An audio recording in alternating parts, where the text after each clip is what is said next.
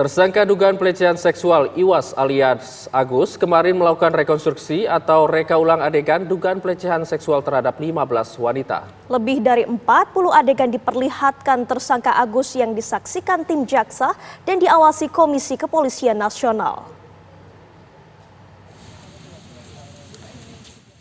Proses rekonstruksi atau reka ulang adegan dugaan pelecehan seksual yang dilakukan oleh tersangka penyandang disabilitas Agus digelar di 3 lokasi. Lokasi pertama adalah Taman Udayana, tepatnya di sisi utara teras Udayana, homestay atau penginapan tempat Agus mengeksekusi para korbannya.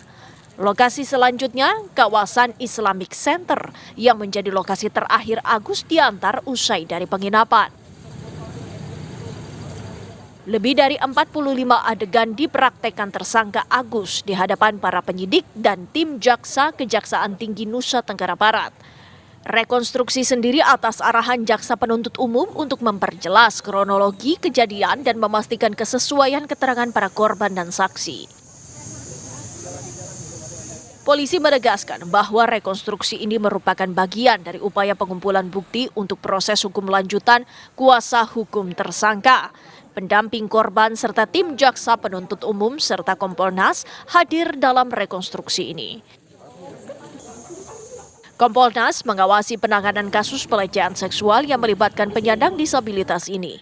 Pengawasan dilakukan untuk memastikan penanganan kasus berjalan sesuai ketentuan serta penegakan hukum yang berkeadilan bagi semua pihak, termasuk korban dan pelaku dengan kebutuhan khusus.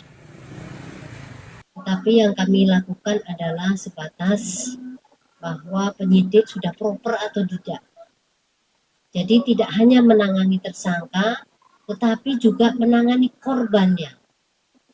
Ini dua-duanya adalah kelompok rentan. Jadi penyidik harus memahami bagaimana menangani seseorang sebagai tersangka yang kelompok rentan maupun korban perempuan kelompok rentan. Kalau ini sudah semuanya dilakukan, artinya penyidik sudah on the track. Dalam kasus dugaan pelecehan seksual yang melibatkan penyandang disabilitas ini, sebanyak 15 orang perempuan menjadi korban dan telah melapor ke Komisi Disabilitas Daerah Provinsi NTB. Jumlah tersebut bertambah dari jumlah sebelumnya, 13 orang. Dari Mataram, Nusa Tenggara Barat, Herman Zuhdi, TV One, mengabarkan.